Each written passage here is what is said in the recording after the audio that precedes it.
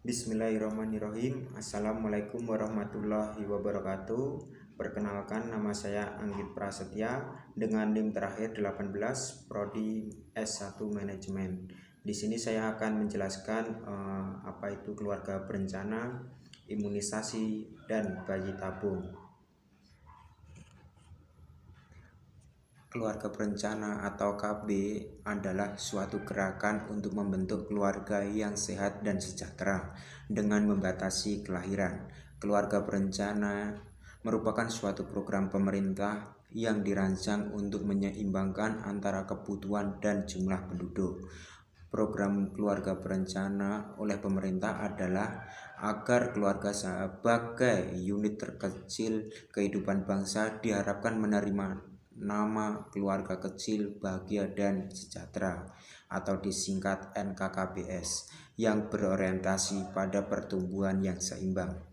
Adapun tujuan keluarga berencana yaitu tujuan umum diantaranya meningkatkan kesejahteraan ibu, anak dalam rangka mewujudkan NKKBS atau normal keluarga kecil bahagia sejahtera yang menjadi dasar terwujudnya masyarakat yang sejahtera dengan mengendalikan kelahiran sekaligus menjamin terkendalinya pertumbuhan penduduk. Adapun tujuan khususnya yaitu yang pertama, meningkatkan jumlah penduduk untuk menggunakan alat kontrasepsi. Dua, menurunnya jumlah angka kelahiran bayi. Yang ketiga, meningkatnya kesehatan keluarga berencana dengan cara penjarangan kelahiran. Jenis alat kontrasepsi dan fungsinya. Yang pertama itu adalah pil KB. Metode kontrasepsi dengan cara minum pil setiap hari di mana pil tersebut mengandung hormon estrogen dan progestin, bekerja diserap oleh darah dan bekerja untuk menghentikan ovulasi. Alat kontrasepsi jenis ini pada umumnya perempuan sering mengalami efek samping akan tetapi bisa membantu mengurangi pendarahan menstruasi, mengurangi anemia dan kram pada perempuan. Selanjutnya, suntikan. Metode kontrasepsi dengan cara memberikan suntikan secara berkala setiap 1 atau 2 bulan. Suntikan tersebut mengandung hormon progestin tanpa estrogen yang bekerja menghentikan ovulasi. Metode kontrasepsi ini sangat efektif dan aman bagi hampir semua perempuan. Akan tetapi jika sudah berhenti memerlukan beberapa waktu untuk program hamil kembali. Kemudian implan atau susu. Alat kontrasepsi dengan cara menanamkan 1 atau 2 6 kapsul plastik kecil yang mengandung hormon progestin tanpa estrogen. Kapsul tersebut tidak hancur di dalam tubuh dan bersifat lentur. Pemasangan dan pencabutan sebaiknya dilakukan oleh petugas medis yang terlatih dengan tindakan operasi sederhana serta pembiusan lokal. Alat kontrasepsi ini aman dan sangat efektif selama 3 tahun untuk 1 atau 2 kapsul dan 5-6 kapsul untuk 6 kapsul. Selanjutnya, IUD. Alat kontrasepsi dengan cara memasang alat kecil yang dipasang di dalam rahim berbentuk rangka plastik yang lentur dengan lengan, tembaga, dan benang. Cara kerja utama mencegah sperma bertemu dengan sel telur, aman dan efektif, serta tidak tergantung pada daya ingat, bekerja hingga 10 tahun tergantung akan jenisnya. Selanjutnya, imunisasi. Pengertian imunisasi adalah suatu cara untuk meningkatkan kekebalan seseorang secara aktif terhadap suatu antigen, sehingga bila kelak ia terpajan pada antigen yang serupa, tidak terjadi penyakit. Imunisasi merupakan suatu memberikan kekebalan pada bayi dan anak dengan memasukkan vaksin ke dalam tubuh, agar tubuh membuat zat anti untuk merangsang pembentukan zat anti yang dimasukkan ke dalam tubuh melalui suntikan. Misalnya vaksin BCG, DPT, dan campak, dan melalui mulut, misalnya vaksin polio. Imunisasi berasal dari kata imun, kebal, Imunisasi berarti anak diberikan kekebalan terhadap suatu penyakit tertentu. Anak kebal terhadap suatu penyakit tapi belum kebal terhadap penyakit yang lain. Imunisasi merupakan suatu upaya untuk menimbulkan atau meningkatkan kekebalan seseorang secara aktif terhadap suatu penyakit. Adapun tujuan imunisasi yaitu untuk mencegah terjadinya penyakit tertentu pada seseorang dan menghilangkan penyakit tertentu pada sekelompok masyarakat, atau bahkan menghilangkan suatu penyakit tertentu dari dunia. Program imunisasi bertujuan untuk menurunkan angka kesakitan dan kematian dari penyakit yang dapat dicegah dengan imunisasi. Pada saat ini penyakit-penyakit tertentu adalah difteri, tetanus, batuk, campak, dan sebagainya. Program imunisasi bertujuan untuk memberikan kekebalan pada bayi agar dapat mencegah penyakit dan kematian bayi serta anak yang disebabkan oleh penyakit yang sering terjangkit. Secara umum, tujuan imunisasi diantaranya: yang pertama, melalui imunisasi tubuh tidak mudah terserang penyakit menular. Yang kedua, imunisasi sangat efektif mencegah penyakit menular. Yang terakhir, imunisasi menurunkan angka morbiditas, angka kesakitan, dan mortalitas, angka kematian pada balita. Adapun manfaat imunisasi, yang pertama, mencegah penderitaan yang disebabkan oleh penyakit dan kemungkinan cacat atau kematian. Yang kedua, menghilangkan kecemasan dan psikologi pengobatan bila anak sakit, mendorong pembentukan keluarga apabila orang tua yakin bahwa anaknya akan menjalani masa kanak-kanak yang nyaman. Yang ketiga, memperbaiki tingkat kesehatan, menciptakan bangsa yang kuat dan berakal untuk melanjutkan pembangunan negara. Adapun jenis-jenis imunisasi. Yang pertama, imunisasi aktif merupakan pemberian suatu bibit penyakit yang telah dilemahkan atau vaksin agar nantinya sistem imun tubuh berespon spesifik dan memberikan suatu ingatan terhadap antigen ini, sehingga ketika terpapar lagi tubuh dapat mengenali dan merespon. Contoh imunisasi aktif adalah imunisasi polio dan campak. Imunisasi aktif terdapat beberapa unsur-unsur vaksin, yaitu 1. Vaksin dapat berupa organisme yang secara keseluruhan dimatikan. Ekstotoksin yang didetoksifikasi saja, mau endotoksin yang terikat pada protein pembawa seperti polisakarida, dan vaksin dapat juga berasal dari ekstrak komponen-komponen organisme yang suatu antigen. Dasarnya adalah antigen harus merupakan bagian dari organisme yang dijadikan vaksin. Yang kedua, pengawet atau stabilisator atau antibiotik merupakan zat yang digunakan agar vaksin tetap dalam keadaan lemah atau menstabilkan antigen dan mencegah tumbuhnya mikroba. Bahan-bahan yang digunakan seperti air raksa dan antibiotik yang biasa digunakan. Kemudian imunisasi pasif.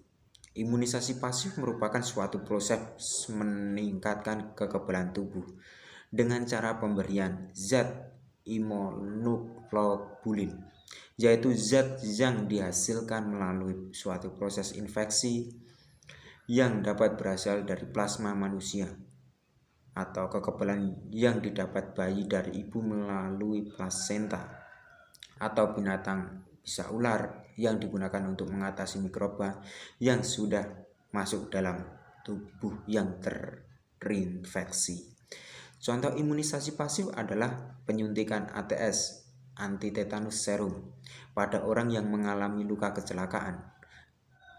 Kemudian macam-macam imunisasi dasar.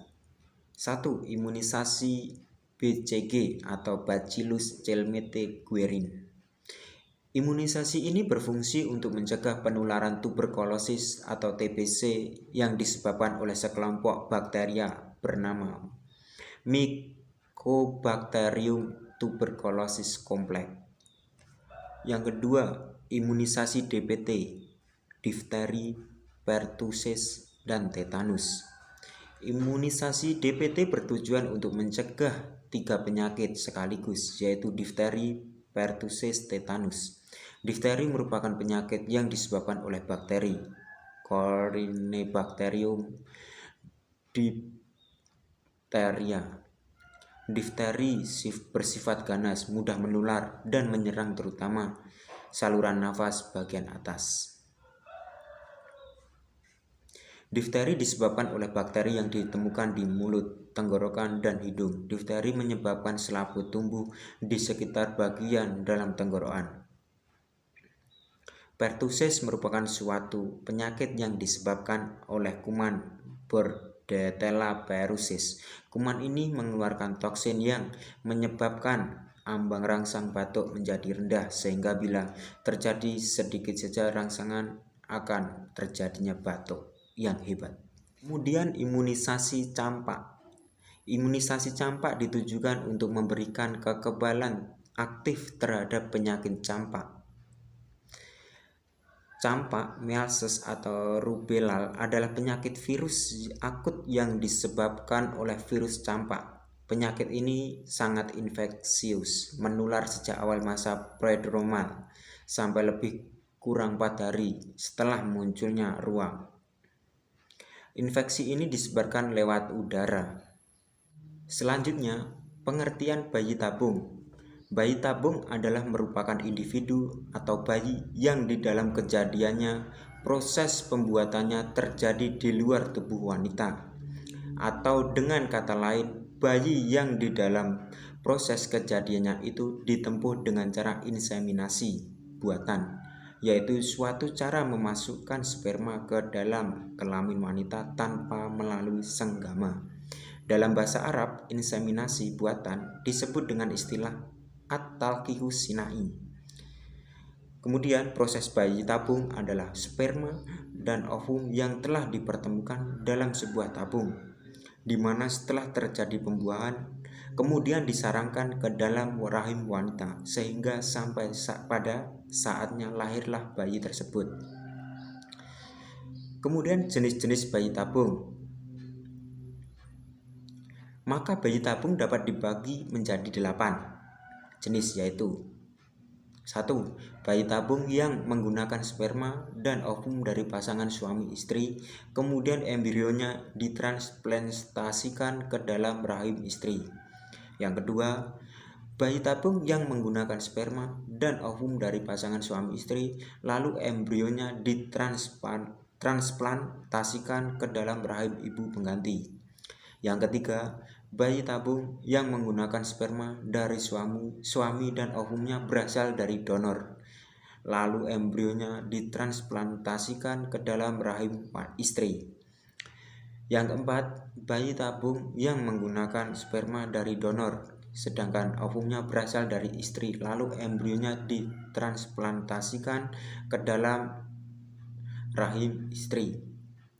Yang kelima, bayi tabung yang menggunakan sperma donor, sedangkan ovumnya berasal dari istri, lalu embrionya ditransplantasikan ke dalam rahim surrogate mother.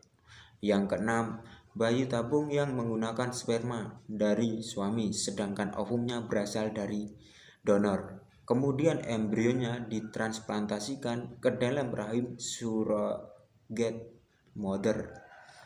Yang ketujuh, bayi tabung yang menggunakan sperma dan ovum dari donor, lalu embrionya ditransplantasikan ke dalam rahim istri.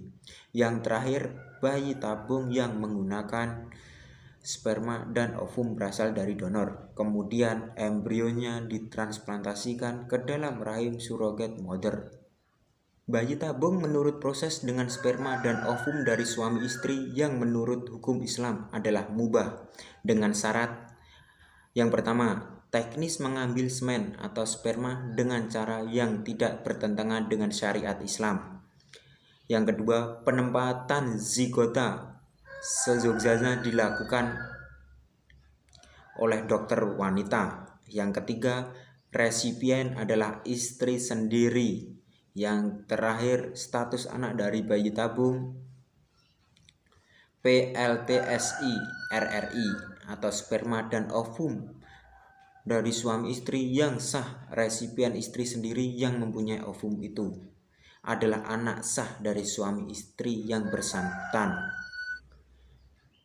Faktor-faktor dominan yang menghubungkan anak bayi tabung kepada kedua orang tuanya. Yang pertama, ada ikatan perkawinan yang sah antara laki-laki yang diambil spermanya dengan perempuan yang diambil ovumnya, dan perempuan yang diambil ovumnya adalah perempuan yang mengandung dan yang melahirkan bayi tabung. Hal ini sesuai dengan bunyi pasal 42 Undang-Undang Nomor 1 Tahun 1974 tentang perkawinan, yang menyatakan anak yang sah adalah anak yang dilahirkan dalam atau sebagai akibat perkawinan yang sah.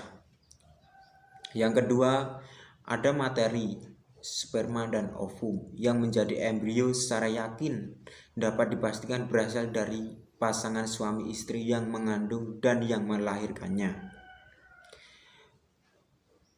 Kemudian dari pembahasan ini dapat ditarik kesimpulan meliputi bayi tabung dengan proses menggunakan sperma dan ovum yang diambil dari pasangan suami istri yang sah, yang kemudian embrionya ditransfer ke rahim istri yang diambil ovumnya, hukumnya dibolehkan. Anak yang dilahirkan dengan proses ini mempunyai kedudukan yang sah menurut hukum Islam, baik dari segi hubungan nasab maupun dari segi hak dan kewajiban terhadap kedua orang tuanya. Kemudian bayi tabung dengan ibu titipan atau surrogate mother, baik sperma dan ovumnya berasal dari suami istri atau donor, hukumnya haram dalam hukum Islam. Bayi tabung yang dilahirkan dengan cara ini nasabnya hanya dapat dipertalikan kepada ibu yang mengandung dan melahirkannya. Baik, mungkin itu yang bisa saya sampaikan. Bila ada salah kata maupun perbuatan saya, mohon maaf. Billahi fisabilil haq wastabul khairat. Wassalamualaikum warahmatullahi wabarakatuh.